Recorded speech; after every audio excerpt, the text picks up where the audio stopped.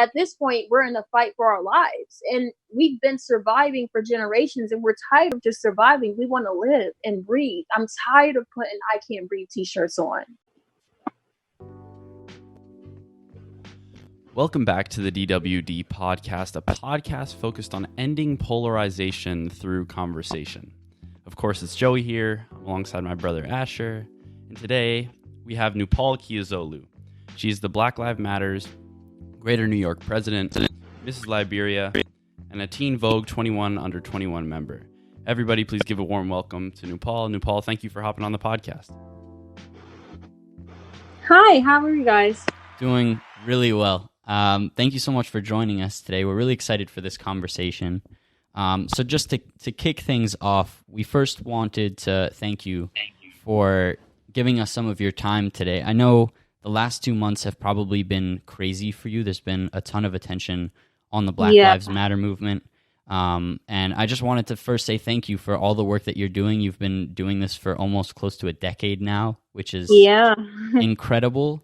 And so for those who don't already know, you could just give us a quick little introduction to yourself and some of the things you've been doing over the last few months. Hey guys, so my name is Nupol Kiazolu. I'm 20 years old. I'm the president of Black Lives Matter Greater New York, founder and CEO of my national campaign Vote 2000, and Miss Liberia USA. Fantastic. Yeah, so obviously we're going through some crazy times right now. I'm curious on your end, how are you emotionally dealing with this situation, given that we're going through probably 3 national crises right now? And how are you handling all of this? I mean, as of right now, like many Black activists and organizers, I'm exhausted. This work is definitely mentally, spiritually, and physically taxing. But I haven't really had the time to process much. I've just been like a robot on the move. So it's just, every day going with the flow, whatever's on today's agenda, that's what I'm tackling. And I'm actually getting ready to fly out to Kentucky to work with organizers on the ground for Breonna Taylor and BLM Louisville. And I'm also doing a research project as well. So, yeah. I think that's an important note that most people really aren't talking about right now. So I'd love if you could talk to us a little bit about what type of coping mechanisms are you using in this time to make sure you don't burn yourself out in the process? Because, I mean, you've been doing this for a long time already. Yeah. The fight's going to continue. I would hope it ends soon, but unfortunately, the reality of the situation seems to look like this fight's going to have to continue for our entire generation. Yeah. I mean, coping mechanisms, just trying to take it day by day, time management, and really just trying. It's really hard for me to find like just periods of silence and just like tranquility. But I'm just like trying to create that space for me as much as possible to stay sane, because there's so many things that hit me day to day. Like my schedule's so sporadic. So it's really just time management and creating those spaces of tranquility for me, and like reminding myself not to feel guilty for doing something nice for myself. Definitely. So I'm curious on how you got your start. What motivated you to get into the activism sphere, particularly Black Lives Matter? Yep. So I've been an activist and organizer since the age of 12 years old. So like you said, almost a decade now. I feel so old. And Travyon Martin's murder is what pushed me into activism. Just a short synopsis of my push into activism.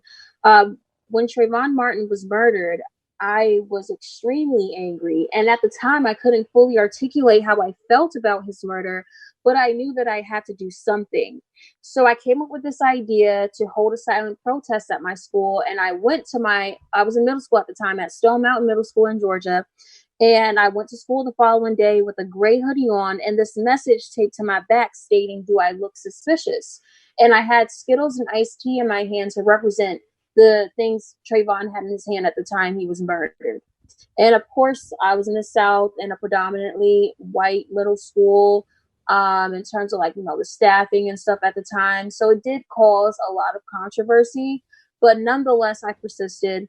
And ironically, I ended up the following day getting written up by my history teacher.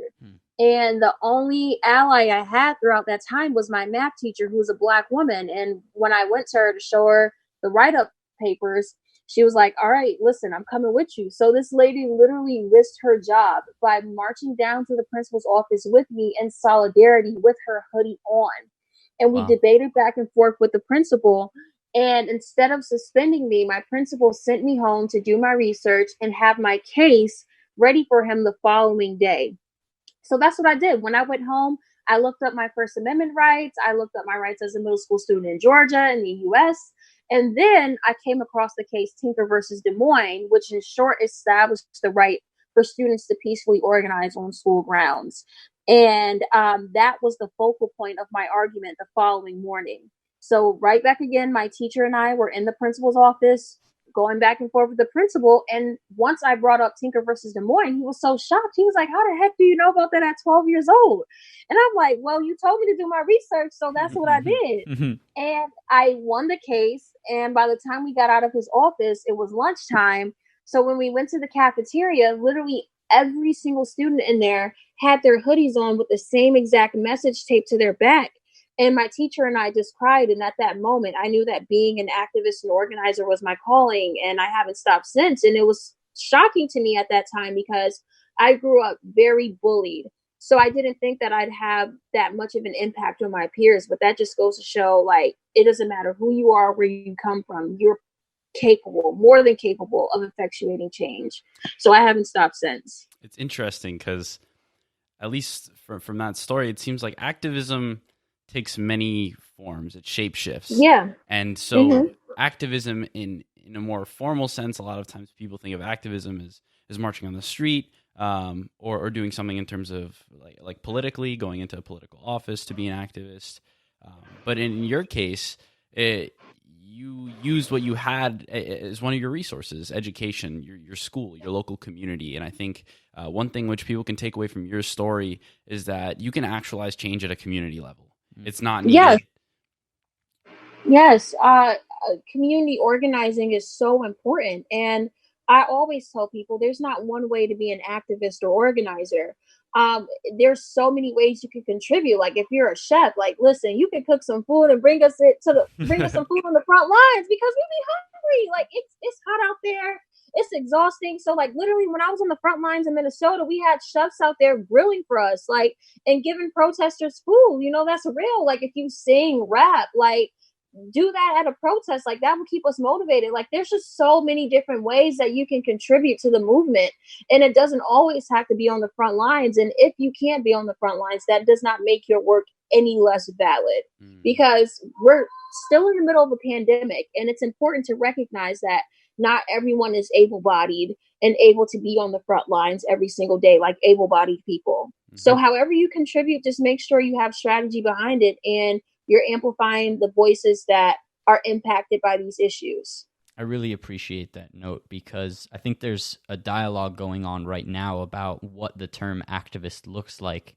And I'd love if you could kind of give your take on especially how information is disseminated nowadays with the generation that listens to this podcast, primarily Gen Zers, is social media. So what role do you think social media is/should be playing in the movement? Social media plays an integral role in activism right now in the digital age. And as a young Black organizer that's been doing this work and like for a long time, like Instagram has played a really large role in amplifying the work I do and getting it out there.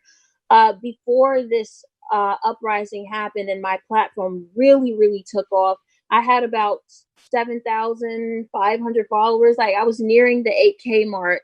And once this uprising started, I'm like, this is so hard to organize with only like 7,000 followers because everyone knows that if you don't have 10K plus followers or if you're not verified, then you can't use the swipe up feature. And the swipe up feature is so important to activists like me because then we can like post different actions that you can support, work that we're amplifying, petitions, ways that you can donate. So it makes our lives so much easier. So I was just like asking the community, like, can y'all support me? Like, different influencers help like shout me out to get me to 10K. Like now, like, since I've been viral like at least 3 different times, like my platform is like catapulted and I'm verified now. But like I'm just like, Instagram is definitely important for me. I use Twitter and stuff, but Instagram is like my main platform to what I use to activate people all around the world for change. And that's what a lot of Black organizers do with social media right now. So it's definitely important. Yeah, I agree with that. I've noticed a ton, especially a lot of voices being highlighted in this time in such a great way, simply because, just like you were saying, the stories feature is so potent in terms of sharing voices. It really is. The one reservation that I kind of have with social media is, in a grand scheme, like macro level position, in terms of structures and how they've integrated kind of into our day-to-day life. My concern with using social media in these ends is that, in some sense, it's also lining the pockets of corporate elites in Silicon Valley. How do you weigh kind of the pros and cons of activity on platforms, knowing that the people who own it might actually just be the problem? So right now, like, and that's a real concern for organizers all across the country. But like, we're basically using what we have right now. Like, Instagram, Twitter, Facebook, these are the resources that we have at our fingertips right now that would amplify the work as quickly and as effectively as possible. And our community has done a phenomenal job of holding Instagram accountable. Instagram has listened to what we've been saying as Black activists and organizers and really just taken the time out to hear us out. So there's always more work to be done, of course. And like when I was on the front lines in Minneapolis, like I was so frustrated with Instagram because I'm like, you guys are literally freaking shadow banning me. Like I'm trying to post, like you can, like if you go on my page, there's a video there while I'm in Minneapolis being tear gassed. I'm like, I'm trying to go live and post on my story about what's going on. And it's literally saying actions blocked. Wow, that's insane. So like I reported all this to Instagram and some Instagram team members reached out to me and like they helped me with everything. But that was just like incredibly frustrating. So I'm really glad that the Black community came together to hold them accountable, because if we didn't do that, then I don't know how much would have changed right now in terms of how we organize on social media. So it definitely is important for all of us to like continue to hold Instagram accountable and eventually move to spaces where we can create platforms for us. And that's what a lot of people are doing right now. Like, so I'm really excited to see it. But yeah, like that's my take on it. Like overall, we're like using what we have at our fingertips that would effectively organize people around the world. And, as we know, like Instagram is one of the largest social media platforms in the world. And like, that's what helps galvanize people. So. Agreed. 100%. It's interesting from their perspective. I've always been curious as to why they shadow ban or why they block. I don't necessarily know, especially in terms of social movements. It seems like a lot of times people are afraid of movements which are maybe out of the normal or out of what they typically see. For instance, Black Lives Matter. A lot of people, I would say, were aware, but they didn't know how prominent it was until the whole recent issues of shootings and police brutality and stuff like that. I don't even think. I think what's so interesting about this moment is to kind of neglect what Joey just said or change what Joey just said. This is not a new phenomenon. Yeah, it's not new. None of this is new, but the information dissemination that's occurring is what's new and is what's so powerful, because, and especially a lot of us being home, having it directly in our face, seeing these horrific events is what's galvanizing so many young people in particular. Definitely. And what I would kind of shift this into a little bit of a question to say, what are you seeing now on the front grounds in terms of young people? Do you notice that the demographic is shifting far more there? Is it cross-generational? What have you noticed? So on the front lines right now, like I would definitely say it's been intergenerational, but I'd also note, and it's important to note that Gen Z has really been carrying this movement right now. Like, there's tons of I've seen people as young as 5 years old on the front lines. I've seen like little 2-year-olds like out there marching, holding their signs with their parents and stuff. And it's like, it's admirable, and it brings tears of joy to my eyes, but it also brings tears of sadness, because Black children are literally having their childhood snatched away from them right now because of the climate that we're in. And, it's nice to see, parents educating their kids on what's going on right now, and it's important, but they shouldn't have to be out there. They should be able to live the life of a child. Like, they shouldn't have to risk their lives going outside on the front lines, because it's dangerous out there. Like, police are shooting us, police are tear gassing us. They're using every single tactic in the book to try to stop this movement. And it's not necessarily safe to have kids out there all the time. So it is disheartening in the same sentiments. But what I will say is, like, I'm extremely proud of Generation Z and Black young organizers specifically for really taking the charge and taking the lead, because we can't wait anymore. Yep. Like, at this point, we're in a fight for our lives, and we've been surviving for generations, and we're tired of just surviving. We want to live and breathe. I'm tired of putting "I can't breathe" t-shirts on. Mm-hmm. You feel me? So it's I would say, like, on the front lines right now, Gen Z, like I said, is really carrying this movement. And historically speaking, like, young people have carried every social movement. So this is nothing new, but I'm glad that Gen Z is starting to receive the credit that is long overdue. Some people are arguing that they get feed fatigue from the recent Black Lives Matter protests. They don't want to go on social media anymore. Or the news for that. Yeah. It's kind of repulsive. Yeah, it is kind of irritating. But what would you say to somebody if they were right here? What would you tell them? Yeah, like, and I saw the other one, like, ally fatigue. I was what does that even mean? Yeah, what does that mean? Like, what is that? That's what I'm saying. Like, y'all really go on these social media platforms and say anything. Like, what does that even mean? Like, feed fatigue. Do you know how much privilege it is to even utter those words and really try to create a whole thing out of it? Like, do you know how exhausting it is to be Black in this country every single day?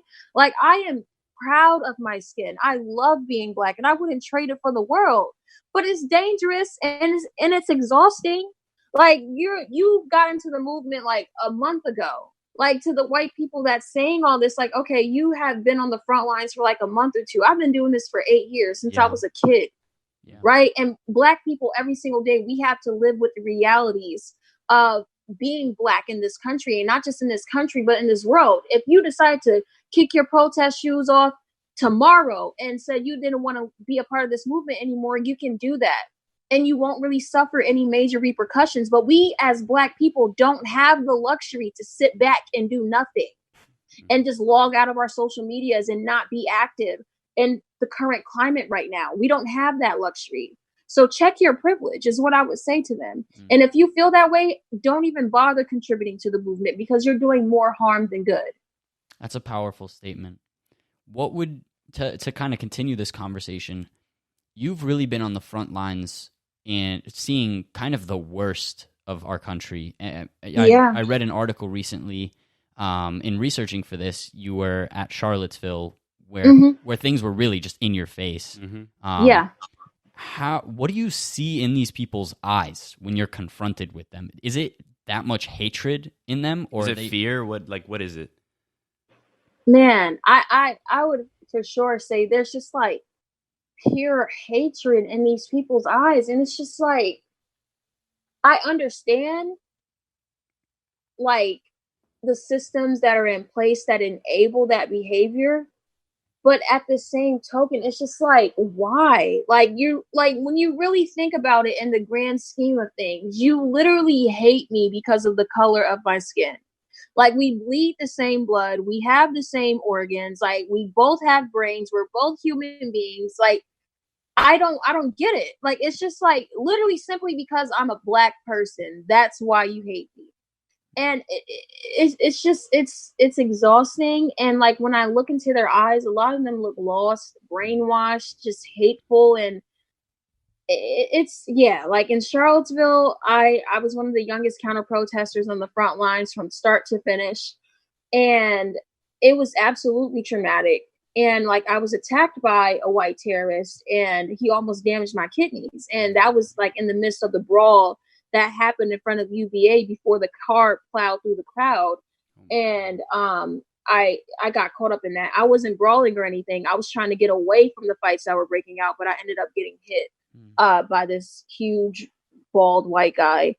But yeah, like, you know, as traumatic as Charlottesville was, it definitely motivated me, as crazy as it may sound. Like, it motivated me to do more because it showed me even more on a larger scale how far we have not come with race relations in America. And this country likes to portray itself as this post-racial utopia, but Charlottesville is one of the perfect modern day examples that we have not come as far as we thought we have. Mm-hmm. A lot of activists are speaking out right now saying that racism isn't ingrained in us, it is taught. It's learned through generations. Maybe a parent or somebody's environment sort of culminated racist sentiment.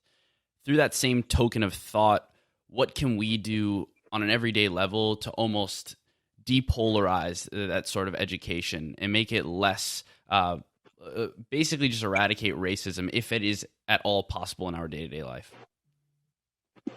Okay, so I'm going to break that down really quickly.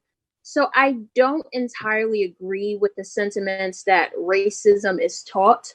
That's actually extremely problematic because this is how our country has been miseducated, right? Mm-hmm. We are taught that racism is just on a person-to-person basis. Like, I don't like you because you're Black or whatever color you may be. But that's just one spectrum of racism. And what people often are describing as racism is prejudice, and everyone is capable of being prejudiced.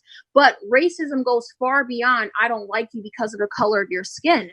This is something that is systemic. And even the word itself is self-explanatory. That's the whole irony behind this. Like, when you break the word in half, race and ism, the suffix ism means system. Mm-hmm. So it's just like, it's infuriating to me that people really, and I understand that, you know, we've been miseducated as a people.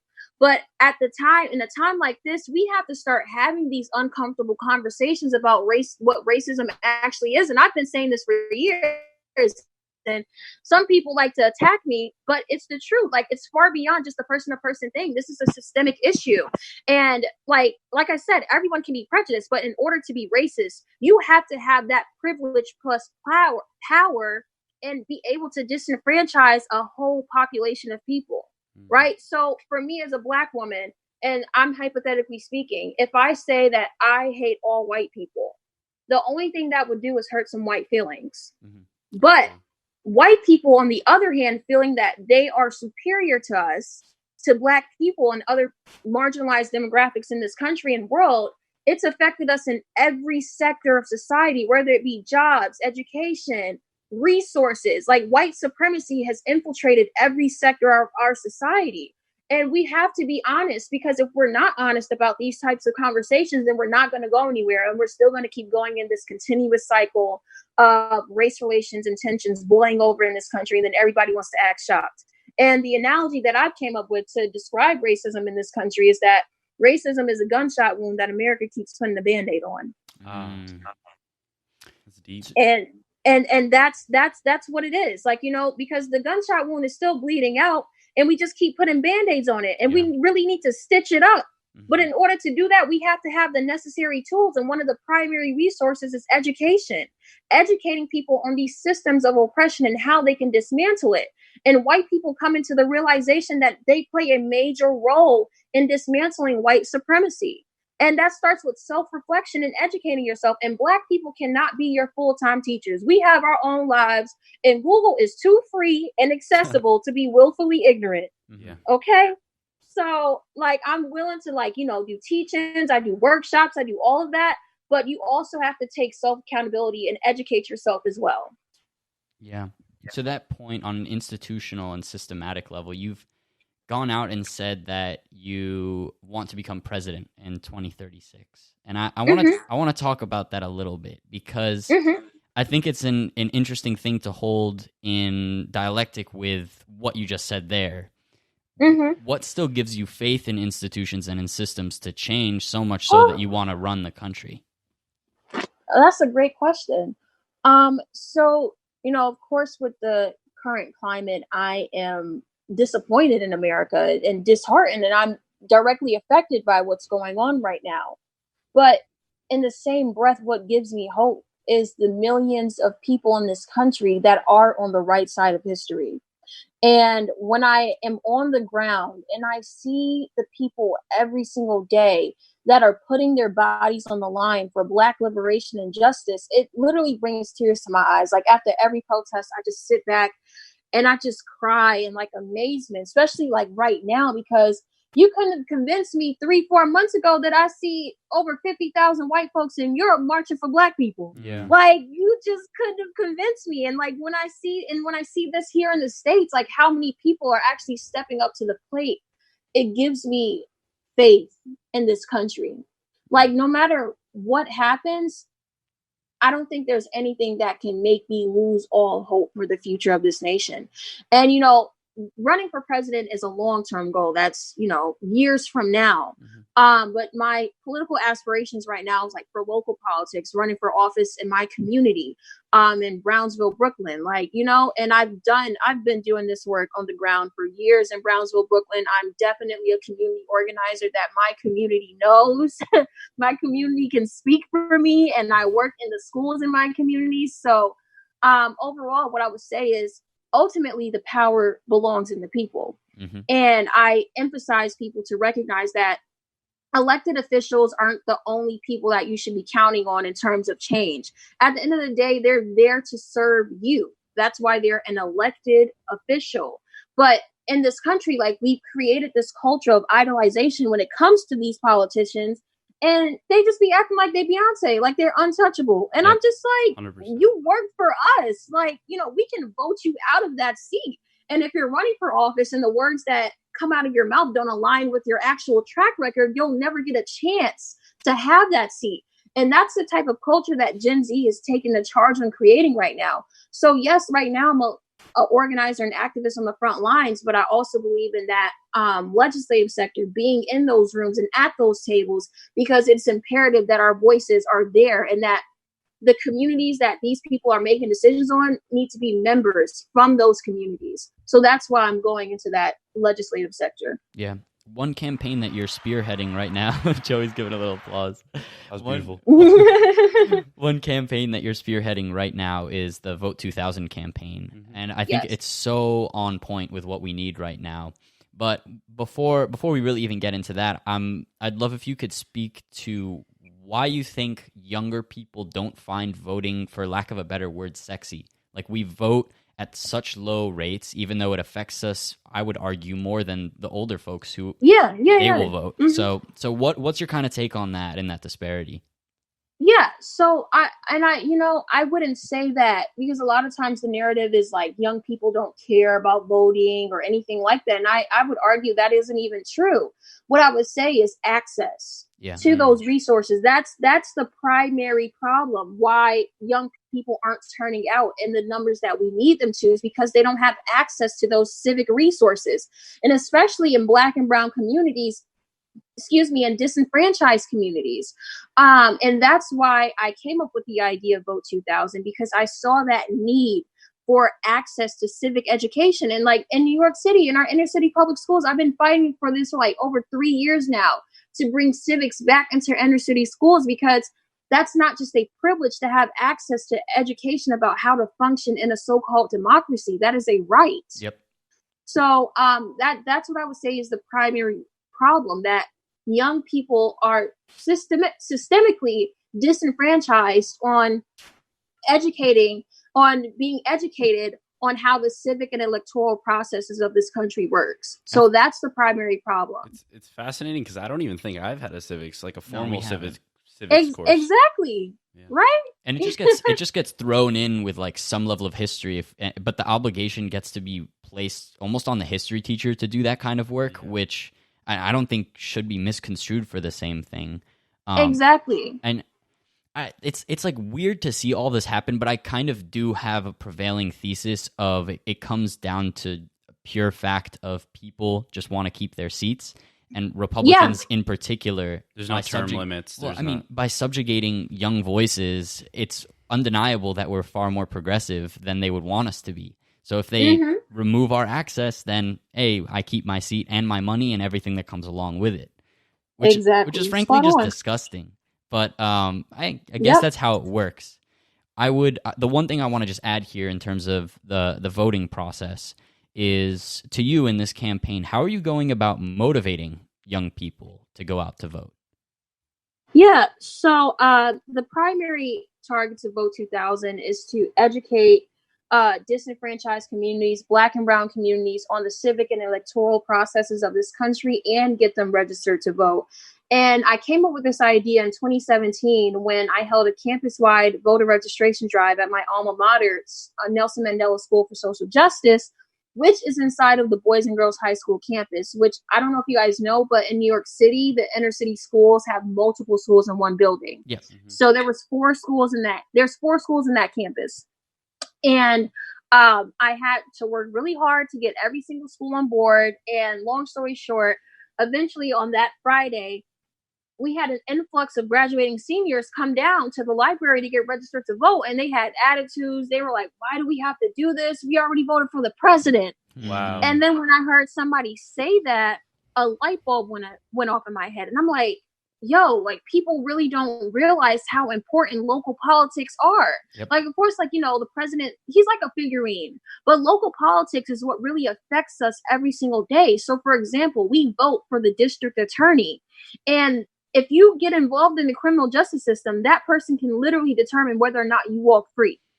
So I literally said to them, I'm like, listen, our ancestors and people that are still alive today have shed blood in order for us to have this right. And it's not just a privilege, it's a right that people have shed blood and gave their lives up behind. So for you not to exercise that right is a disservice to yourself and for the millions of people that have shed blood for this cause. Yeah. And when I said that, they were like, you know what, miss, you're right. And I'm like, miss, I'm younger than y'all. And they was like, what? And then, yeah. So I ended up like motivating them. They was like, you know what, I'm going to get registered to vote. And I got over 100 plus graduating seniors registered to vote that day. And it's also important to note that I was getting people registered to vote in the projects in my community as well. So I'm doing it on the ground in my community, in the projects that nobody wants to go to, and also in my school. And after everything was over, I'm like, okay, how do I keep this momentum up? And that's how I came up with the idea of Vote 2000, because it's geared towards Gen Z. I'm a 2000 baby, and I felt like it's short, hashtagable, quick to remember and all that. And then in 2018, we partnered up with DoSomething.org, and they just literally, they're my family. I love them so much because they gave me all the resources and tools that I needed. And in partnership with them and their voter reg and efforts, we got over 100,000 young people registered to vote. And now we're gearing up again this summer to roll everything out at the end of the summer and really like take off with this campaign. That's great. Yeah, I mean, it's also super important, and I'm glad people are spearheading campaigns around this topic, because otherwise it's just we should be blamed for the fact that we're not going out and voting and taking things as if politics doesn't affect us. But also, part of it is systemic in the sense that we literally do not know. Like, my biggest fear is, especially in this day and age with our president and certain Republicans, that they have a propensity towards literally taking our voting rights away. It's a lot of times on like college campuses, for instance. I've heard a great case to be made that the reason why young people don't vote is because voting is so far away from college campuses. Yes. And I wouldn't even understand why people. Well, I do, but like from a human standpoint, I don't understand why people would not want us to exercise those types of rights, especially when, you know, they'll say, oh, the founding fathers, they did such a great job at building our country. And then, and one of those, you know, obviously there are problems with those figures, but one of the things that they wanted us to do was to have access to vote, albeit originally did not start like that, and the history of that is not really that complicated in the sense that they were racist and slave owners and only wanted racist slave owners to be able to vote as well. But to kind of bring things full circle and wrap up this conversation, where do we go from here? The news cycle is kind of moving on, unfortunately, but to be frank, I assumed that this was kind of going to happen. We have very short attention spans. But how do we keep the momentum going so we do finally see some sort of progress? Yeah. So the real work starts when the cameras are on. Yep. And that's what I tell people every single day. And the message that I'm emphasizing to people right now more than ever is sacrifice. Black organizers all across this country have sacrificed life as they know it and comfortability. Like, when I made the decision to go to Minneapolis in May, it was in May, at the end of May through June, I literally sacrificed life as I knew it. Like, I was at my grandparents' house in North Carolina because of COVID, and I go to Hampton University, so their house is close to Hampton. So when we had to do the emergency evacuation, they were the closest people to get to. So that's where I was at for like 2 months. And I literally came up with the idea. I'm like, listen, I'm going to go out there, because we'd already been working with organizers in Minneapolis before virtually and like helping them as much as we can. But like, my team is like, we got to go out there because they need more help. So I'm like, damn, I'm in North Carolina. And I'm just like, okay, I'm just going to go to my Instagram. I'm going to let them know I need help fundraising to get out there because plane tickets were really expensive. And by the grace of God, I was able to receive an influx of donations quickly so I could be able to buy my tickets and for housing and food and stuff like that. But like, I blocked my mom, my family, all of them on Instagram, because once I put that fundraiser out there, I made up my mind and I didn't want anybody to try to talk me out of it. That's just the type of person I am. And I called my mom when I landed in Minneapolis. She was like, "Oh, hey, Nupol, where are you?" I was like, "Oh, yeah, I'm in Minnesota." She's like, "What? What are you doing out there?" Like, she literally freaked out on the phone. I'm just like, I'm here. And ultimately she calmed down and she recognizes that this is something that I've committed my life to, and she supports me. So that's what she does. Like, she's literally been the most supportive mom ever throughout this entire journey. And I definitely couldn't do this without my support system. So just overall, like, you know, I left North Carolina at 4 a.m, got in a taxi and drove to Norfolk International and made my way to Minnesota and sacrificed damn near everything. I almost lost my life out there in Minnesota. And that's one of the videos that went viral on my Instagram, because I caught it in real time when I was on Instagram Live when the police almost shot me and my unarmed team for no reason. We were just looking for our car after 16 plus hours of protesting. But it's like, to people everywhere, what are you willing to sacrifice? And that's the question that I pose to everyone. And no one's saying that you have to be on the front lines doing, like, you know, that work. But in order for change to be made, sacrifice has to be made. And you just have to ask yourselves, like, you know, am I willing to be uncomfortable for this day or this hour in order to propel this movement? Because if not, if you just want to sit in the comforts of your bed all day and do nothing, then nothing will change. Yeah. And we're not going to shut up. Like, Black people were fed up. So, you know, I be telling people, like, you don't have to like me. You don't have to do any of that, but you're going to respect me, for one.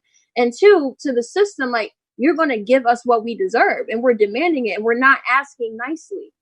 So that's what it is. You know, it's interesting. Obviously your mother's response was probably rational given that you were in Minnesota, and it's like, it's a crazy time, obviously. But for some of my friends, at least, they're trying to speak out on a local level and fight against racism and promote the Black Lives Matter movement. But a lot of times the racism and the polarization is ingrained in family ties. Yeah. Some kids are kicked out of their house. Yeah, I have friends who've been kicked out as well. It's wild. Yep.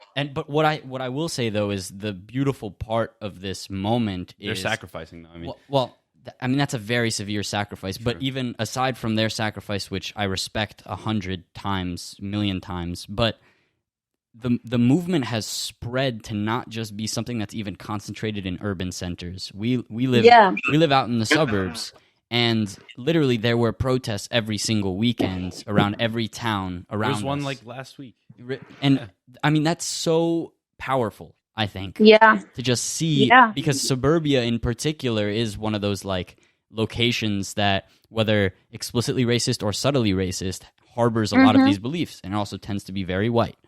So to see that just actualize on, just like you were saying previously with Europe, it's spread out aside from just being concentrated. That's what makes me so hopeful about what's going on now. And honestly, just like to close off, like a lot of people ask, and white people ask me, what can white allies do? And one of the most important things that white people can do to help this movement is educate themselves on the systems and institutions that are in place that disenfranchise Black people in marginalized communities and how they benefit from it. And then go back into your white communities and educate other white people and have those conversations at the dinner table.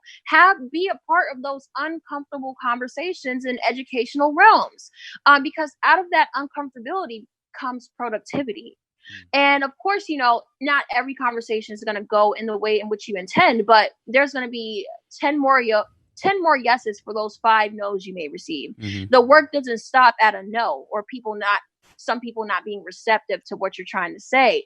And like, just overall, you're going to have to be comfortable with the fact that you're going to be uncomfortable in many situations.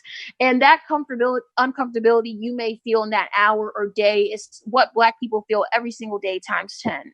So you have to walk into this movement with an open mind, open ears, and an open heart, and educate yourself, and then pass it along. And a question which is always on my mind is, where's the education coming from? A lot of times on social media, people are saying, educate yourself on X matter or on Y thing. And a lot of times the education is skewed, though.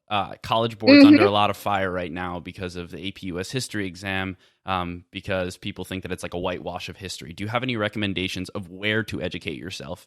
Yes. Love that. One of my favorite questions. So yeah, we definitely can't depend on the U.S. Department of Education for our education.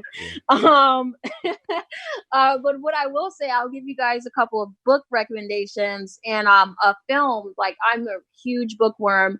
So what I would say, first and foremost, this book is called Post-Traumatic Slave Syndrome, and it's by a world-renowned researcher, and her name is Dr. Joy DeGruy. Hope I pronounced her last name right. I'm pretty sure I did.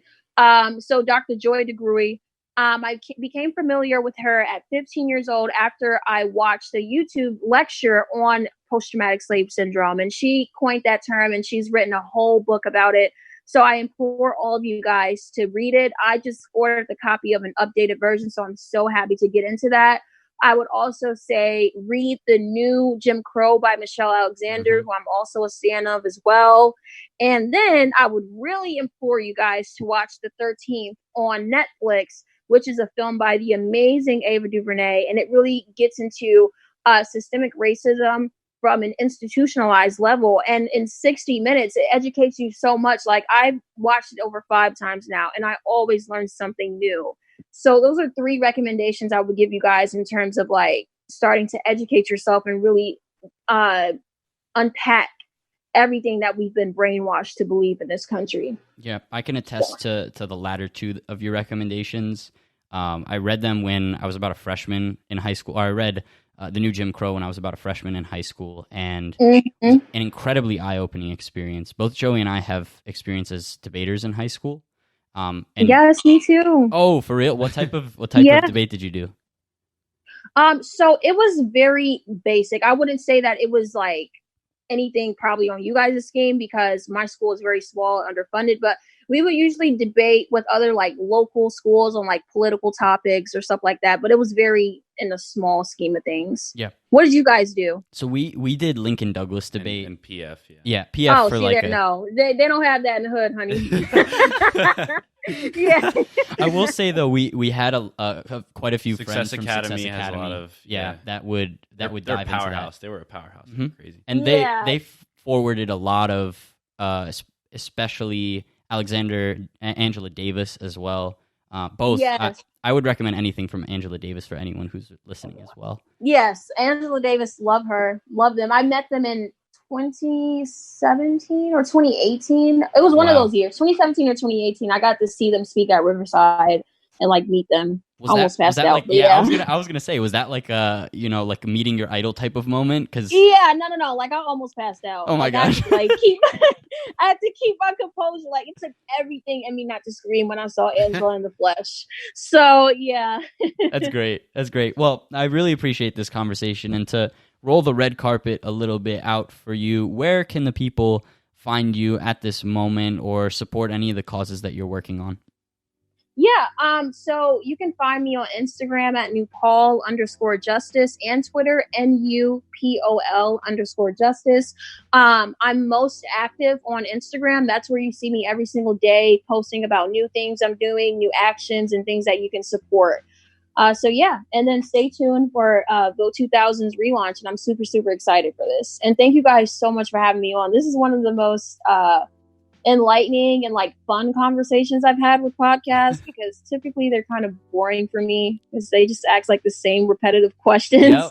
So I really do like you guys. You guys are cool. Thank you. Listen, I really appreciate that. I tried doing a little bit of research into some of the podcasts you've been on, so I definitely tried to steer away from things you've been asked. So yeah, thanks. And you actually did your research, because there was one interview I had and they asked me like, was the 15,000 plus person march I organized my first march? And I'm like, are you serious right now? Like, it doesn't even take that much. Like, for 8. It's so easy to do your research. Like, you just look up your name and you read a few articles and you kind of get the gist. Like, it's not that hard. Yeah. So thank you guys so much. Of course. Well, it's been an absolute pleasure to talk with you. And I really do hope people reach out, start following you, and see all of the work that you're doing, because it's truly incredible to see. And I do hope that you become our president in 2036. Because if this conversation is any indication of what you would do for our country, I would be a proud supporter, so you have my vote. Oh, thanks. You got it. I look forward to staying connected with you guys. You guys shoot me a DM with your number and all that stuff. 100%. You got it. Okay. Bye, guys. See ya. As always, is the DWD podcast. Thank you again for listening in. She just left, but our information is in the description. Everything that you need, everything DWD down there. As always, Joey, Asher, peace. Let's get it. Let's get it.